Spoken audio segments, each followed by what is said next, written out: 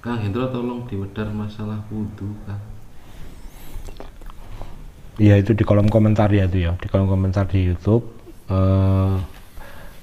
Pas iku paling pas ndelok apa ya, wedaran hakikat sholat itu ya ya pas ndelok video itu mungkin ada hubungannya dengan itu, makna sholat itu. Kalau kemarin makna sholat itu memang saya maknai secara hakikat, jadi orang nggak hanya rukun dan syaratnya sholat aja, wudhu pun sebenarnya juga sama seperti itu. Saya kira dipikir secara logika, nun sewu, wudhu itu ambil banyu sing diresiki itu anggota badan dengan tata cara tertentu dan rukun tertentu. Ada syarat-syarat sahnya wudhu. Tapi aneh saiki saumpamane sing diresiki iku mang badan wadak tok. Ya. Lek sing diresiki badan wadak tok. Lek mari wudhu ngentut kalau wudhune apa ora? Nggih. Lah, terus sing diresiki apa nih? Ya pancet anggota badan itu. Bahkan nuwun sewu, dalane entut iku mang ora diothik. Tapi batal. Ketika kita setelah wudhu ngentut batal, terus wudhu mana akhirnya jadi suci lagi. Loh, berarti apa? Kan ada sesuatu di situ. Lah saya kira ambil suci ini ambil banyu, tapi kalau banyu kudu apa? Tayamum ambil apa? Iya ambil lebu, ambil tanah, ya ambil debu. Apa gak tambah rusuh lah secara fisik? Nah berarti ada makna yang hakikat di situ, bahwa wudhu itu yang dibersihkan nggak hanya anggota badan tapi lebih ke hati saja nih, lebih ke hati. Iku mang wis dadi pasemon saja nih. Nun sewu pas buang air, buang angin ketika kita setelah ada wudhu akhirnya batal dan wudhu lagi. Padahal di tempat buang angin itu tidak dibersihkan, yang dibersihkan yang lain. Berarti hati ini harus diresiki wudhu itu mang. Poncondriya, panca indera 5 itu harus bersih semua, karena kita akan menghadap yang maha bersih, yang maha suci. Sing menghadap badannya, tapi hati ini kan yo beda maneh. Nah untuk wudhu itu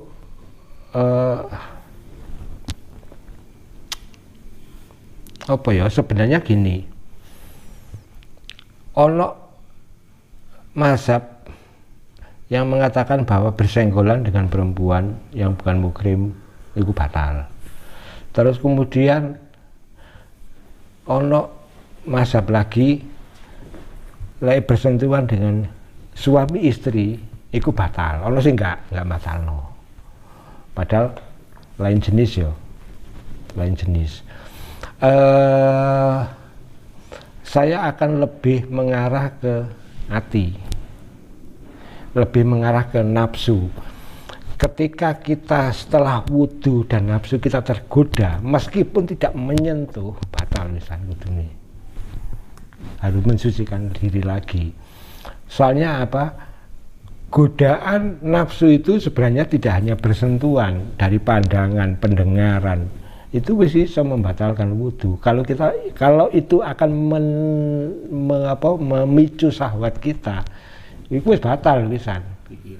Wis batal pisan.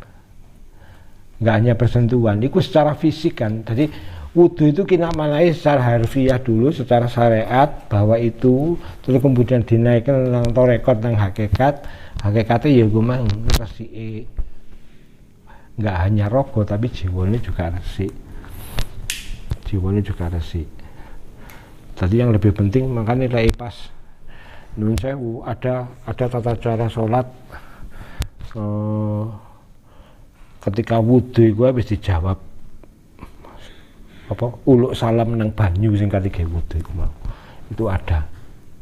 Assalamualaikum ya Nur Allah, ya Assalamualaikum ya Nur Muhammad, ya Assalamualaikum ya Khidir, Nabi Khidir. Tapi iki monggo mawon lek mantep ya tiga, lek gak mantep ya gak, iki bukan ajaran. Saya pernah dapat seperti itu. Jadi ketika kita mau menyentuh air untuk wudhu pun itu sudah ada salamnya. Jadi kalau diterapno ya nang awak tadi gembrimbing sih pas apa ngambil wudhu itu tadi. Ternyata air itu penjelasannya pas saya dapat itu, air itu dari Nur Allah, Nur Muhammad, akhirnya nang Assalamualaikum ya Khidir, Nabi Khidir itu yang dipercaya untuk menguasai air itu. Nah, perlakuan ketika kita wudhu untuk air iku mang ora iso umur jewot keluar ndak seperti itu. Ketika kita setelah uluk salam memperlakukan air itu yang membantu mensucikan kita, berarti kita butuh bantuan air iku mang. Iya, kita perlakukan sehalus mungkin untuk memperlakukan air untuk dipakai wudhu, sehalus mungkin. Sampai kayak ngono, kalau ajaran seperti itu. Setelah wudhu, ada doa setelah wudhu. Ketika kita sholat, beber sajadah itu sama jawab meneh. Ya Allah, kayak beber sajadah itu bisa salaman. Ono, seperti itu. Ketika kita sholat, napas diatur. Jadi kita menghirup udara, kita ambaan iku mang, menghirup udara kita hanya ketika kita takbir. Setelah itu kita tahan napas, takbir baru menghirup udara lagi. Aku gak ngerti ajaran itu, yang jelas jari ini sih teko daerah Sulawesi kono, teko daeng-daeng kono, dari Makassar ajaran itu. Iku aku oleh cerita tok tanpa mendalami secara dalam. Artinya banyak versi itu wudhu itu, tapi yang jelas sucinya nggak hanya suci raga tapi harus suci jiwa. Iku masalah wudhu. Apa meneh?